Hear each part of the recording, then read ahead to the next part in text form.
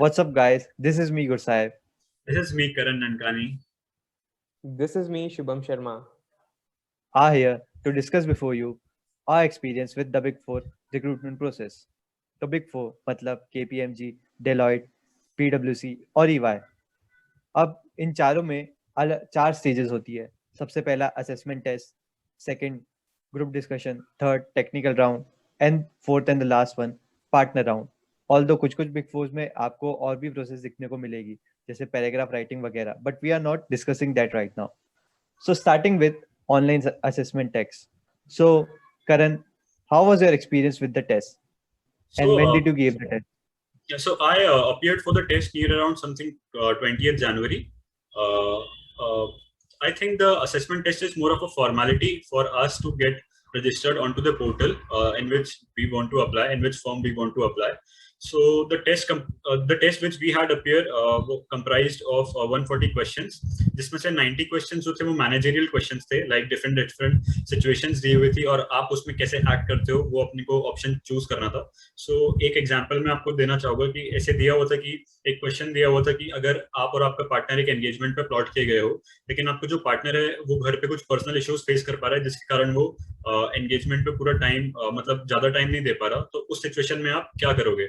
तो ऐसे 4 ऑप्शन दिए हुए थे और we have to select any one of them. So I think it was more of it will be a subjective, मतलब हर इंसान जरूरी नहीं कि सबकी थिंकिंग सेम हो. सो सब उसमें डिफरेंट आंसर्स देंगे, उसका कोई सही आंसर मेरे हिसाब से तो नहीं था. सो वो जो क्वेश्चंस थे वो बेसिकली हमारी पर्सनालिटी जज करने के लिए थे. आई थिंक कि how this guy would react in the given circumstances. और बाकी के जो 50 क्वेश्चंस थे they were divided into questions from taxation, law, auditing, accounting standards, logical reasoning and current affairs. So इसके लिए ऐसे कोई खास प्रिपरेशन मैंने तो नहीं की थी और आई थिंक अगर हम सब ने इंटरमीडिएट अच्छे से कर लिया है तो I don't think anyone needs to prepare as such for this. Easily clear हो जाता है. बाकी और कुछ स्पेशल इसमें था नहीं. हाँ, एक पॉइंट और ऐड ऑन करना चाहूंगा कि जो 90 क्वेश्चंस थे मैनेजरियल वो काफी बार ना रिपीट होते हैं, मतलब सेम क्वेश्चन आपको 3 से 4 बार देखने को मिल सकता है.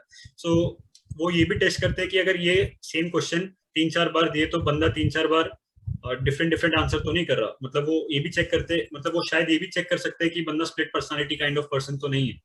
मतलब उसमें आप ट्राई टू बी ऑनेस्ट, मतलब आपको जो ऑप्शन सबसे ज्यादा सही लगता है please try to choose that answer.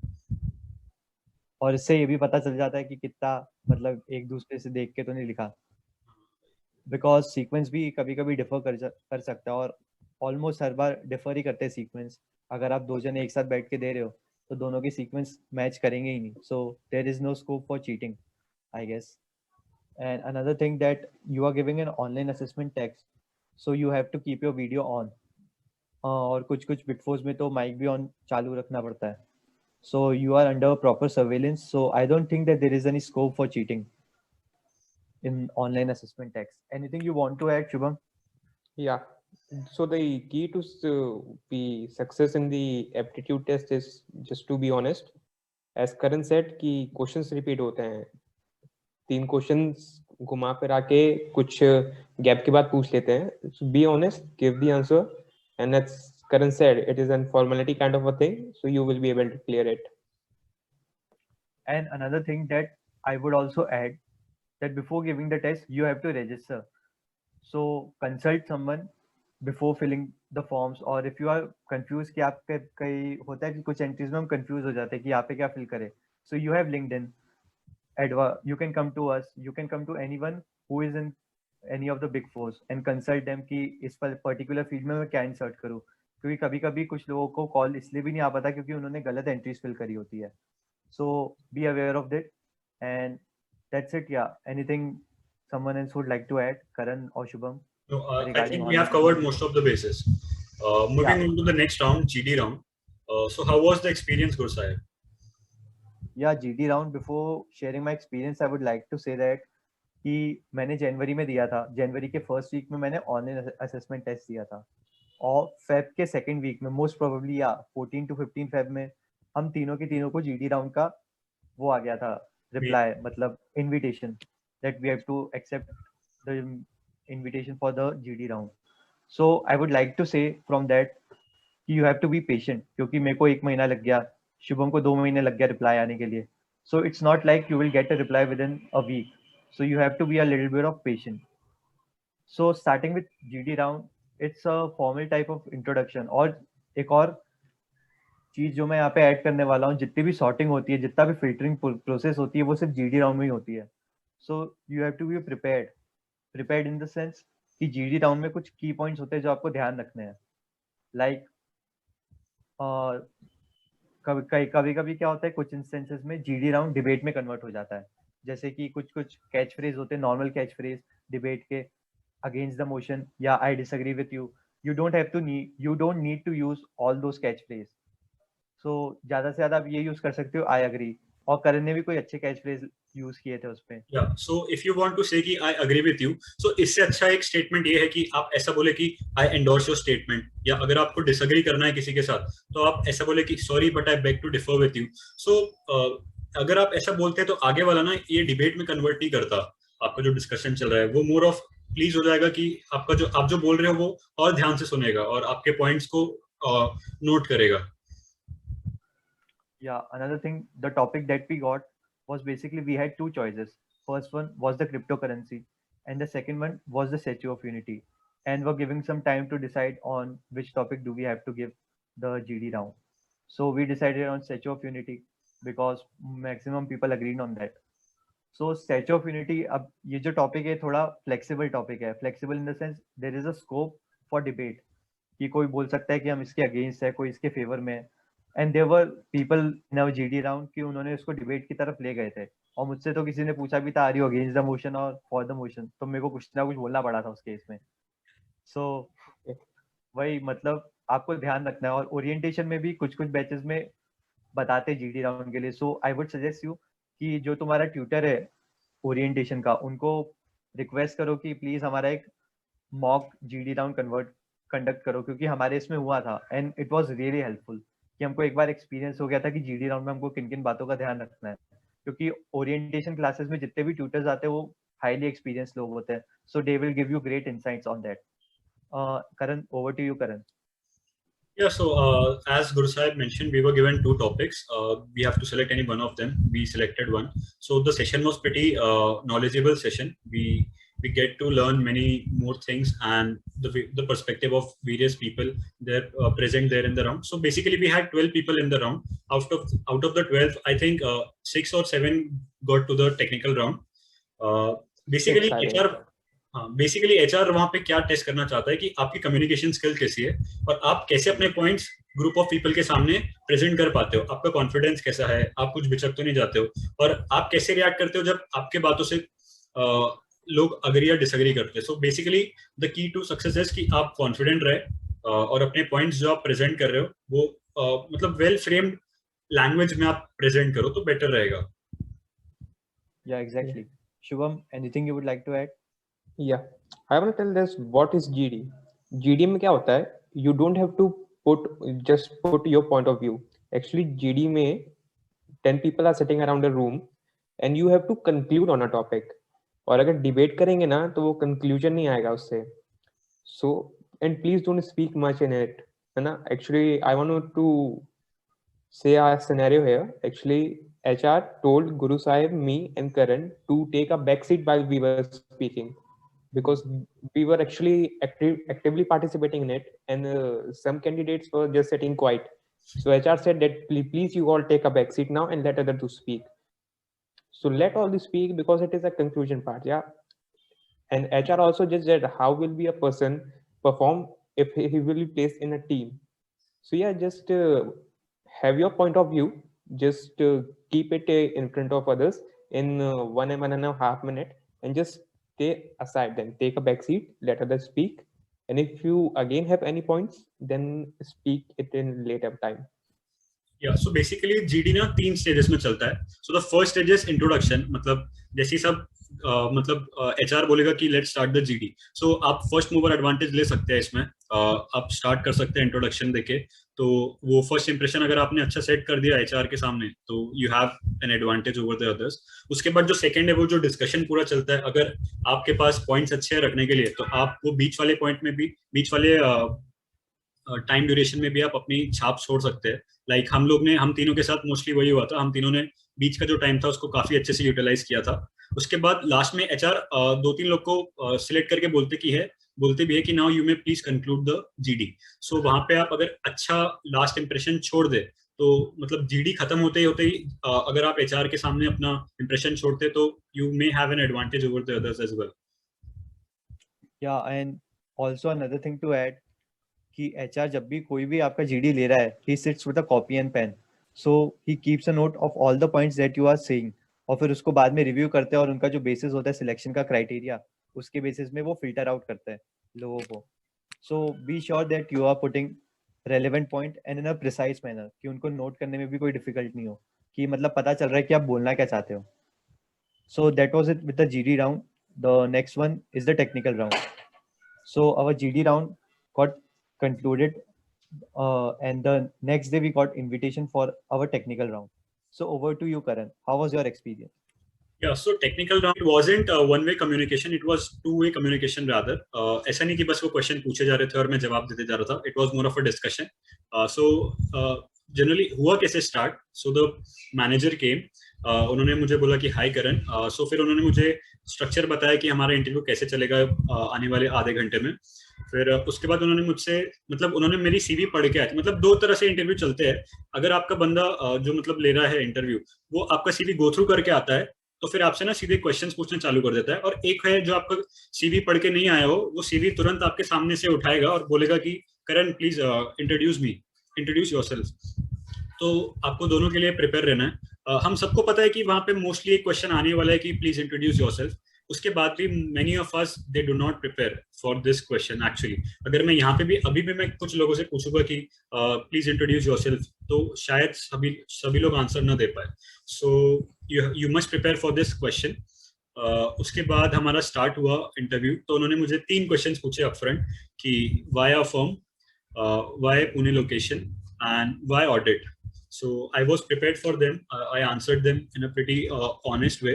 तो मैंने हमारी फर्म क्यों ज्वाइन कर रहे हो इसका आंसर तो मैंने मतलब मैं एक सैंपल आंसर आपके सामने दे रहा हूँ, आप भी यूज कर सकते हैं अपने लिए. तो मैंने सीधा सीधा ऐसा बोला कि the challenges, the environment, the work exposure, the clientele base that the firm will provide, I think it will help to grow me personally as well as professionally. So आप भी ये यूज कर सकते हैं अपने इंटरव्यूज में. उसके बाद फिर उन्होंने मुझसे पूछा वाई पुणे लोकेशन. सो मैंने ऑनेस्ट वे में उनको बोल दिया कि मैंने ऐसा कुछ सोचा नहीं पुणे लोकेशन के लिए, बस मुझे नागपुर से कहीं बाहर जाना था तो इसलिए I selected Pune as it is the most convenient option for me being a Maharashtrian. तो उन्होंने उसमें कुछ बोला नहीं. उसके बाद फिर ना मैंने अपने सीवी में लिख के रखा था कि I have a great interest in the field of direct tax और ऑडिट के लिए मैंने अप्लाई किया था. तो उन्होंने मुझसे यही क्वेश्चन पूछा कि आपको टैक्स में इंटरेस्ट है लेकिन उसके बाद आप ऑडिट क्यों चूज कर रहे हो और आप श्योर हो कि नहीं हो. सो what I was prepared for this. मतलब या तो इंटरव्यू दो तरह से चलते हैं कि बस सामने वाला पूछे जा रहा है और आप आंसर देते जा रहे हो, या तो एक ऐसा तरीका रहता है कि आपने अपनी सीवी में कुछ हिंट्स छोड़े हो जिसपे वो क्रॉस क्वेश्चनिंग करेंगे. So I was ready for the second option as well.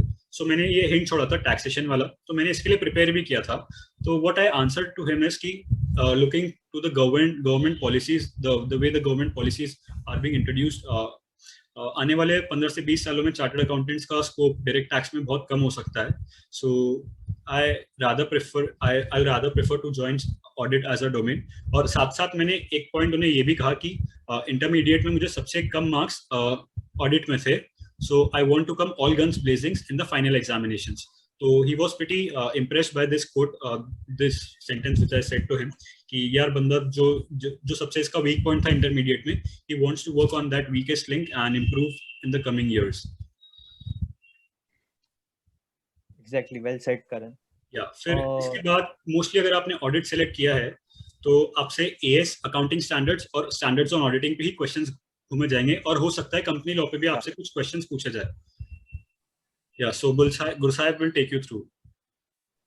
Yeah, so major topics that you have to cover before appearing for your technical round, I would say कि AS9, AS10, AS second valuation of inventory, as well as AS22 accounting for taxes.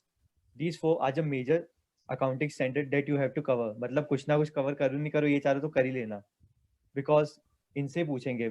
Inventory में inventory valuation का method पूछ लेंगे, या फिर AS10 से PP से कुछ पूछ लेंगे क्राइटेरिया कि किस क्राइटेरिया को मीट करे कोई एसेट तो उसको पीपी माना, या फिर रेवेन्यू रिकॉग्निशन वाला पार्ट पूछ लेंगे कि कौन से क्राइटेरिया मीट करने में हम रेवेन्यू रिकॉग्नाइज करते हैं।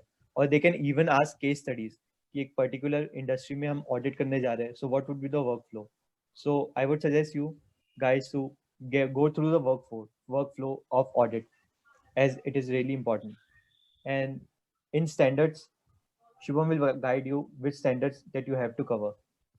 Over to you, Shubham. So standards, it's basic. You have to cover the SA 200, that is in that overall objective of independent auditor, what is professional skepticism and professional judgment, and then it's audit documentation, and then it goes to 315 risk assessment. And in 500 series is all about evidence. Going concern, I think, and audit evidence, these are the two major assets which you have to cover in 500 series.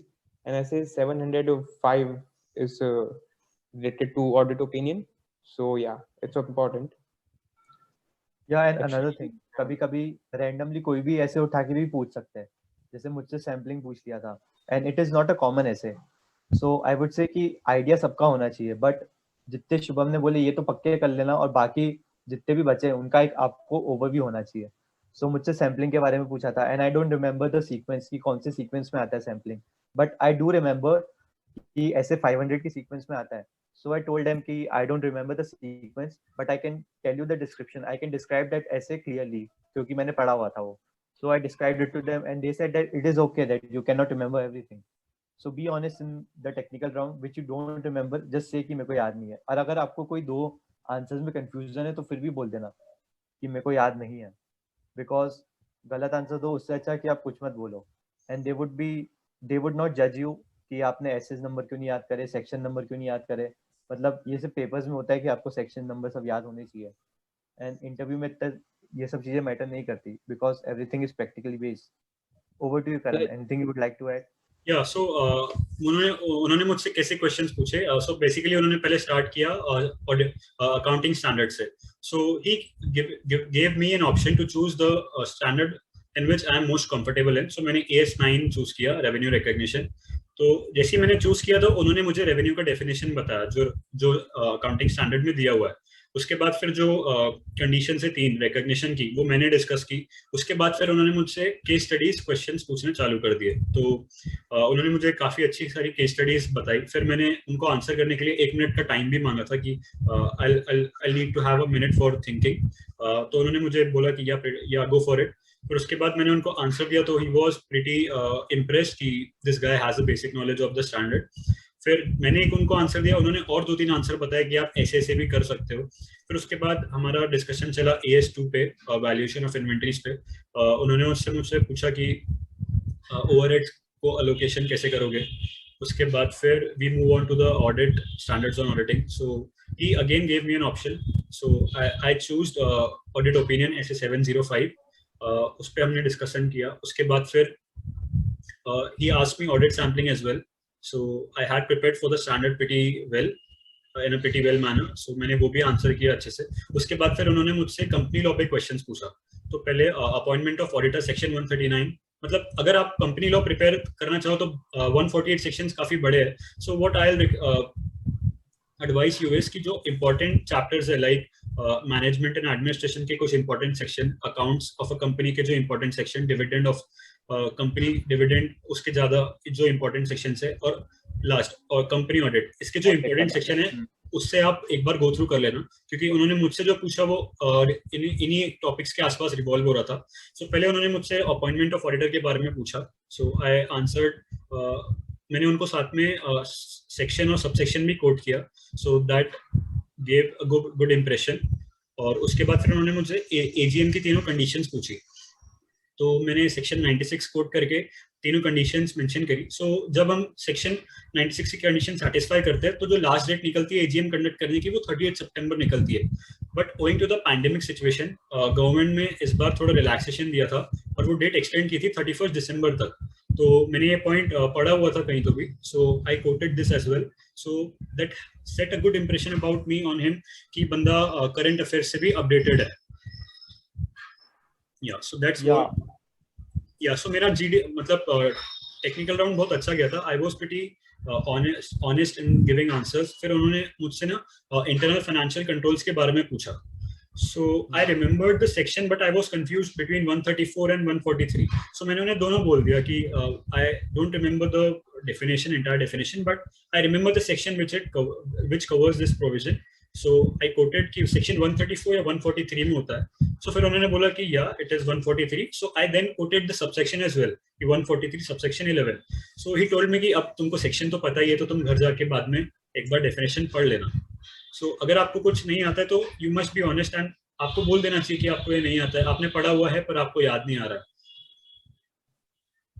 Yeah, and another thing to remember here is that कि sometimes interview आपसे course के बाद बाहर की चीजें भी पूछ सकता है, बिकॉज उन्होंने सीए ऑलरेडी ग्रेजुएट कर लिया है और उनको कभी कभी याद नहीं रहता. अगर मैं आपसे पूछूं फाउंडेशन में क्या क्या था, you won't remember it correctly. So हो सकता है कि वो आपसे कोर्स से बाहर पूछ ले, जैसे मुझसे भी पूछा था. Like they asked me about AS15 which is not in CA inter, related to employees something, right? Employee benefit. Employee benefit, yeah, exactly. And another thing they asked me about schedule 2, वो भी अपने course में नहीं है CA inter में. सो I told them कि मेरे को पता था schedule 2 तो नहीं है और AS15 का मेरे को इतना पक्का नहीं था, but another manager who was taking my interview he confirmed it कि हाँ ये CA इंटर में नहीं है. So schedule 2 तो बोल दिया था मैंने, but they were like okay it's fine. So one point I would also like to add up is कि आप लोग सभी ना इन डेज एक बार ओवरव्यू ले लेना. वो आपसे पूछेंगे इस पे कि इन डेज के बारे में आपको कुछ पता है क्या. सो आप पूरा तो नहीं पढ़ सकते क्योंकि हमारे करिकुलम का पार्ट ही नहीं है. We will cover this in the CA final exams. लेकिन आप उसका ओवरव्यू मतलब किस किस फेजेस में कौन सी कंपनीज को एप्लीकेबल हुआ था, बस जनरल उसका इंट्रोडक्शन पढ़ सकते हैं, तो वो आपको एडवांटेज देगा दूसरों के कंपैरिजन में. Exactly. Yeah, I agree with Karan. Yeah. So आप अगर इंडियस का ओवरव्यू लेके जाएंगे and if you will tell them that I know that in what phases Ind AS is got applicable to the different companies, it shows that our candidate is also working on his personality. He is not just following his CA course curriculum, he is going well beyond them, and it gives a positive impact to your personality. So that's it with the technical round, starting with the last round, which is the partner round. So as I completed my technical round, तो उसके अगले दिन ही मेरे को partner round का mail आ गया था regarding the invitation. So starting with Shubham, how was your experience with the partner round? Well, partner round is just like a selection round. Partners come and have an introduction with us that oh, congratulations, you have cleared all your rounds like aptitude test, GD and technical. They just ask simple question like tell me something about yourself, why you want to be associated with our firm, what are your ambitions in life. So it's all about a general chit chat type of a convo. It is not in typical interview type. So yeah, you have to be just comfortable and confident. The rest you will get selected if you just reach the partner round. Yeah, Over so to you, Karan. basically, yeah. सो मेरा 17 फरवरी को technical round हुआ था सुबह 10:30 बजे, 11 बजे खत्म हुआ था. And I was pretty sure कि I gonna clear this round for sure. So मुझे आधे घंटे के अंदर एचआर का कॉल आ गया कि you have been selected for the next round, that is partner round. और मुझे मेरा राउंड उसी दिन उन्होंने शेड्यूल करा दिया शाम में 4:30 बजे. सो आई वाज प्रिपेयर्ड और शायद वो मेरा लकी डे था टू बी ऑनेस्ट. सब चीजें मेरे हिसाब से चल रही थी, जो मतलब एक रात पहले मैं सोच रहा था कि काश ऐसा कुछ हो जाए. So it all went on the same line. उसके बाद फिर जैसे ही स्टार्ट हुआ तो जो पार्टनर राउंड मेरा ले रहे थे उनको एक्चुअली पता नहीं था कि ये पार्टनर राउंड है technical round. So he was a bit confused. तो उन्होंने मुझे बोला कि करन इंट्रोड्यूस योरसेल्फ. तो I started with a greeting की thank you sir for letting me introduce myself. अगर आप ऐसा ग्रीटिंग के साथ स्टार्ट करते हो तो वो एक गुड इंप्रेशन, एक गुड टोन से शुरू होती है बातें. सो वैसे मैंने फिर इंट्रोड्यूस किया अपने आप को. फिर उन्होंने मुझसे 2-3 टेक्निकल क्वेश्चंस पूछे. ऑडिट डॉक्यूमेंटेशन के ऊपर पूछा, फिर ऑडिट ओपिनियन के बारे में पूछा. फिर बाद में उन्होंने मुझसे पूछा कि आपका टेक्निकल राउंड और जीडी राउंड वगैरह हो चुका है क्या. So I then told him कि yeah I have cleared all the 3 rounds and now this is the last round, partner round. So then the information went to a different line. then the conversation went to a different line. फिर वो मुझे समझाने लगे कि कैसा work pressure रहता है, कैसा एनवायरनमेंट में आप काम करोगे, कैसे क्लाइंट्स आपको मिलेंगे. तो वो मुझे बोल रहे थे कि बहुत ज़्यादा आपके ऊपर प्रेशर रहेगा, सीए फाइनल्स की प्रिपरेशंस भी साथ में करनी पड़ेगी. सो आप कर पाओगे कि नहीं कर पाओगे. तो अगर आपसे कोई ऐसे क्वेश्चन पूछता है तो मतलब वो he is more into knowing you personally. So अगर आपकी लाइफ में कुछ ऐसा कुछ इंसिडेंट्स हुआ है कि जहाँ पे आपने क्राउड से स्टैंड आउट होकर कुछ परफॉर्म किया है, सो आई थिंक आपको वो स्टोरी को बीच में लाना चाहिए और वो स्टोरी को बीच में कोट करना चाहिए. So what I did was कि I went through a hell lot of things in the month of September. Due to there was a corona outburst in my family. I was also tested positive while there were only 45 days remaining to the exams. So I quoted this कि despite the conditions not being in my favor, I still appeared for both groups and I cleared the examinations. I didn't find any excuses. मैंने कहा कि चाहे तो मैं opt out कर सकता था. I could be on a more safer side while opting for the January exams, but I refused. I took the risk and I got rewarded as well. So during the midway, उन्होंने मुझे मतलब interview के बीच में उन्होंने मुझे ऐसे clap किया. So I was pretty sure कि मेरा पार्टनर राउंड भी अब हो ही जाएगा. उसके बाद फिर मैंने इंट्रोडक्शन के टाइम पे ना क्रिकेट को भी अपने इंट्रोड्यूस करते वक्त बोला था. तो हमारा 10 मिनट डिस्कशन क्रिकेट के ऊपर भी चला था हमारे इंटरव्यू में. सो मैं आपको बोलना चाहूँगा कि अगर आपकी हॉबीज वगैरह कुछ है तो ऑनेस्टली आप अपनी हॉबीज पुट आउट कर सकते हैं. क्योंकि जनरली होता क्या है, अगर आगे वाला भी आपके वो मैटर पे इंटरेस्टेड निकला ना, तो आपका जो कन्वर्सेशन है वो फॉर्मल से कैजुअल पे आने में ज्यादा देर नहीं लगती. मतलब हम लोग ने फिर क्रिकेट के ऊपर आप समझ लिए, हम लोग क्रिकेट के ऊपर बात कर रहे थे आखिरी के 10 मिनट पे. So that was more of a two way communication again. बहुत अच्छा चला round and yeah so another thing I would like to add is that मैंने भी लिंक्डइन में बहुत सारी प्रोफाइल्स देखी ऐसी, like people are doing a lot of along with CS studies. So I think they would mention it in their partner round या जो भी राउंड हो रहा है टेक्निकल राउंड में, and they should mention it I would say. और जैसा करण ने भी बोला कि हो सकता है कि आपके और इंटरव्यू के लाइकिंग सेम हो, कोइंसाइड करे एक दूसरे से, and it would take it to next level which is a casual level. और आपका इंटरव्यू किधर जाता है, किधर प्रोसीड करता है, थोड़ा थोड़ा आप पे भी डिपेंड करता है कि the way you answer to the question they ask.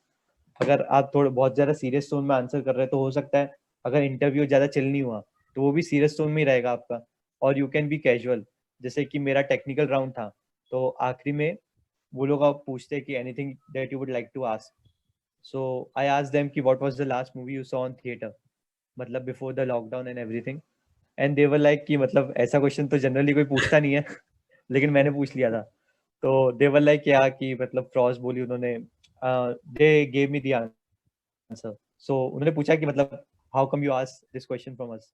तो मैंने बोला कि आई वांटेड टू सी कि वर्क लाइफ बैलेंस पॉसिबल है कि नहीं आपकी फर्म में.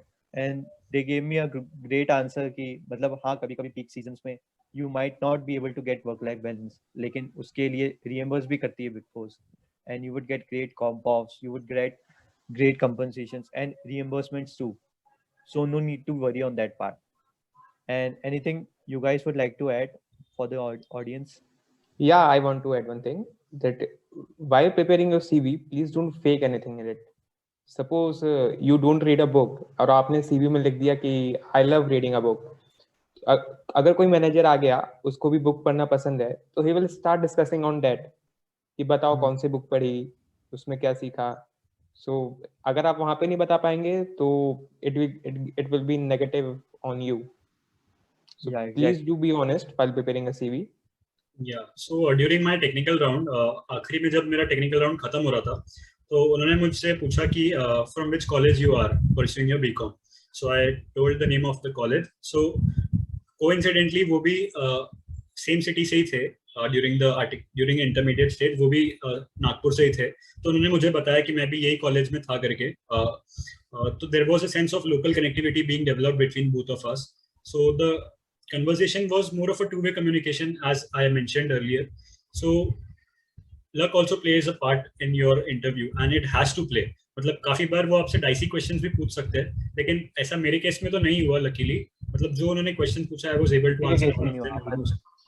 हम तीनों के केस में नहीं हुआ ऐसा, शुभम के केस में भी नहीं हुआ कुछ डाइसी क्वेश्चंस पूछे हो? एक बार हुआ था, वो एक्चुअली उन्होंने स्टैंडर्ड्स ऑफ रिव्यू एंगेजमेंट पूछ लिया था, वो अपने सी इंटर के कोर्स में नहीं था, तो मैंने उनको बोल दिया कि it's not the part of our curriculum, so they said it's okay, no problem. या फिर जो पार्टनर राउंड में क्रिकेट के ऊपर बात चली, so the partner asked me ki, do you play cricket now as well? So I answered him ki, do you expect a person playing cricket and doing chartered accountancy at the same time? So he was laughing. Then he answered me ki, it's okay, but it's now good to have a player like you for in our team for playing KP, for playing for our team. So he told me ki our firm also participates in the various tournaments which is organized by the ICI. So it will be glad to have a player like you. So I was pretty sure during the partner round ki I will be selected for the articleship year. Yeah, so I think that's it with our experience. Anything you guys like want to add? Yeah, बस कि ज़्यादा nervousness तो आपको थोड़ी बहुत होगी, but try to avoid anxiousness, be chill, be calm, और अगर आप मेडिटेशन करते हो तो वो आपको हेल्प करेगा आगे जाके, क्योंकि हो सकता है कुछ आपसे डाइसी क्वेश्चंस पूछ ले या कुछ आपको आंसर नहीं आ पा रहा है, तो you have to be calm, you have to act compose in a composed manner. Yeah that's it. बस एक बात याद रखना कि यार जो वो इंटरव्यू वगैरह ले रहे हैं वो भी इंसान ही है, वो भी एक ना एक अपने लाइफ स्टेज में आप समान ही थे, आपके समान ही इंटरव्यू दे रहे थे. सो दैट्स नथिंग, दैट्स ज्यादा उसका वो नहीं लेना चाहिए tension and all. You will be clearing the process easily, I guess. So that's it with experience. And anything you guys think, the audience, viewers, anything you think that we miss, you can feel free to comment down below and reach out to us in our LinkedIn. We have given our profile links in the description. And thank you everyone. Thank you. Thank you.